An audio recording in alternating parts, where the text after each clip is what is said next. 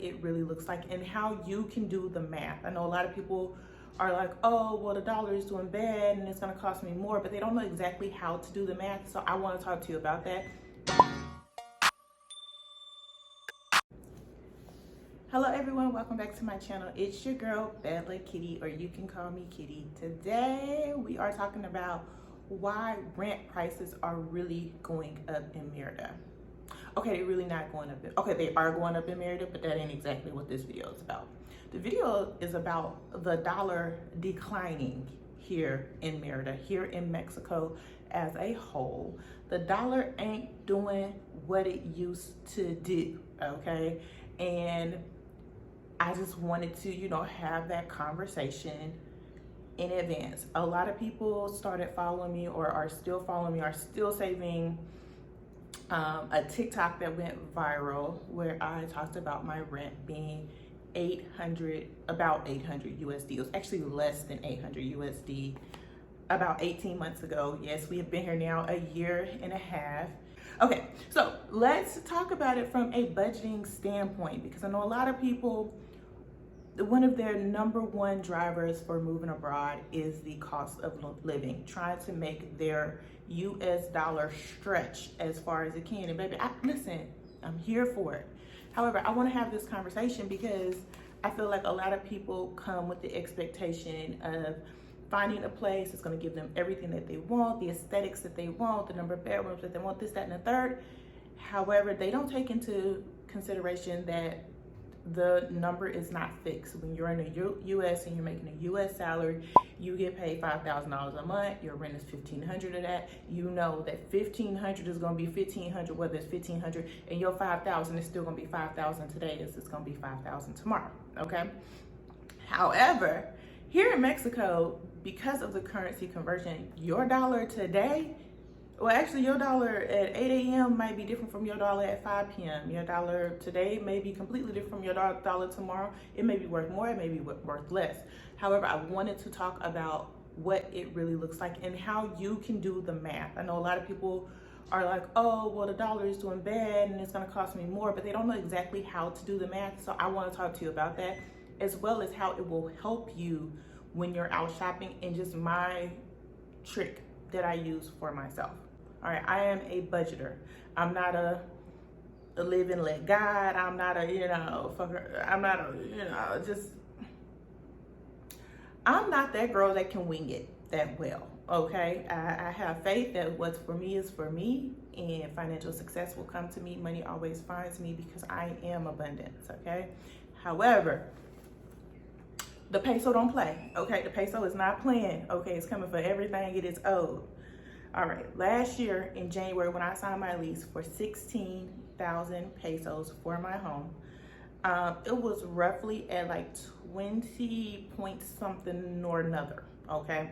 So I set my budget at 800 USD. And so that was about $800, right? For the most part, it was doing better than 20 to 1 at that time. For every 20 pesos, that means $1 US, okay? It was doing better than that. So it kept me really comfortable. I mean, at one point, my rent was as low as 747 US dollars. At one point, the peso got up to like 21 and some change, okay? So yes, that was a good budget for me. However, as 2022 went on, I noticed that there was a decline.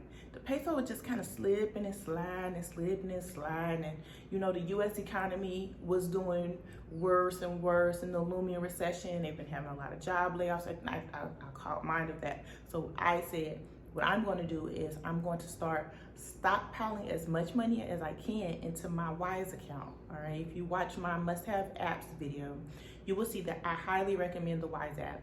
You can set your currency convert notifications, and it will let you know when the peso versus the dollar, what number it's at, so that you feel comfortable and transfer more money. I'm not saying transfer your whole rent. I know some people can't do that, and if you can't do that, that's understandable. But try to transfer as much as you can when you get those notifications that the peso is higher, okay? Because right now it has been on a constant decline every day. So when the opportunity arises, you can transfer a little more than you want, you can transfer. Go ahead and do that, okay? So, like I said, January, it was 800, okay? 16,000 pesos. It was a 21 ratio, $800, all right? Today, okay? All right, it is at 17.08. I don't know what the day is. Hold on, let me check my. Today is Sunday, June 18th, okay? It is at 17.08, all right? The way you do the math is, okay, so that would mean that my rent has increased, just going off the 20 to 1, $136 in 18 months, all right? If you look at it, okay? My rent to my landlord is still 16,000 pesos. I still transfer 16,000 pesos, whether I'm gonna transfer, you know, what day, regardless, you know, because I paid different times, but I still send them 16,000 pesos. They still receive 16,000 pesos, all right? I, however, pay more. Now, I transferred a lot of rental money back when the peso was doing a lot better. So I have not been personally impacted on a rent aspect for the $136 increase. Not yet. Okay, because I'm still hoping. Okay, I'm hoping, praying, wishing that something's gonna happen before I run out of my pre-transferred funds. All right. However, what I use as a rule of thumb, and even while I'm out shopping, because it is easier for me to do the math, is I do a 15-to-1 ratio, okay? So when I'm projecting my budgets and my spending for each month, because again, I'm a budgeter, I'm that girl, I set a budget every month. So I do 16,000 divided by 15, all right? That gives me $1,066. I made this my new budget back in January. Was that drastic? Yes, we were still in the 18s. However, what I didn't want to happen is, because I am living on retirement income, I am on a fixed income, I wanted to make sure I gave myself the best chance for surviving what is going on with the currency, the US dollar decline and the peso increase, okay? So with that being said, I then set my budget monthly for like 900, and then this month and for the next 6 months, I'm gonna set it for 1,000, okay? That way I can have the comfort in knowing that what I have projected for myself and my family is going to be all encumbersome for the month, and I'm not going to fall short on things like utilities, electricity or water or things like that, because I didn't do the proper conversion when in planning, okay? So again, if you are moving here and you want to set your budget for $1,000 a month, okay, what you need to do is then you need to do the reverse math so that you can figure out how many pesos that's going to be for you, all right? And understanding that with the housing market being so impacted by the number of people that are moving here and paying more, just know that you may not get exactly what you want to get. Because if you're coming off of my 16,000 pesos for 4 bedrooms, 3 baths, and a pool, you may not get that if you're coming looking for some of the newer builds. My house is a little bit older, it is remodeled. However, I got a good location. So some people, when out shopping, you will have to adjust your budgeting for what you are looking for. You may have to make some compromises, especially with the dollar being different, all right? In another video, I'll talk about how a woman wants to come with 2,000 US dollars to cover all of her move-in expenses, and she had the expectations that she was going to get a bigger house. However, she had a larger family, which means transportation was going to be an issue for her unless she got a car, and she did not want to do that. So living further out where the rent is cheaper may not work for her, because it's going to be harder for her to get transportation and go to places that she wants to go.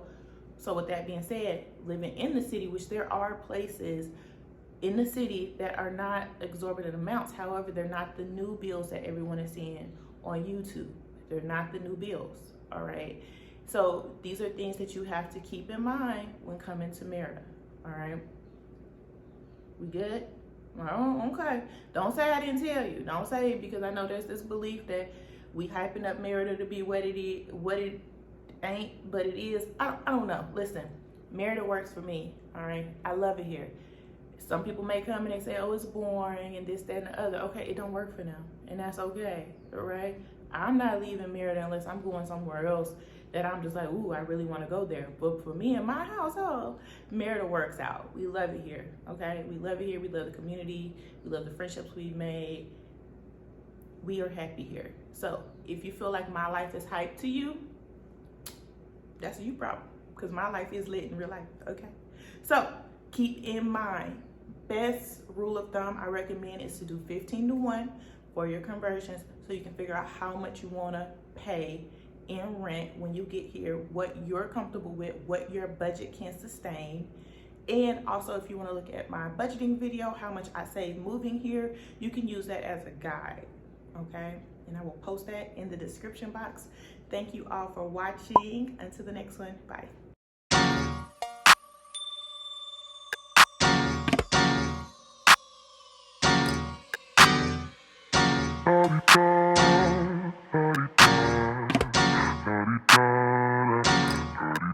Get out the way. Who got a watch? Who got the time? I'm racing the clock. Even in my feelings.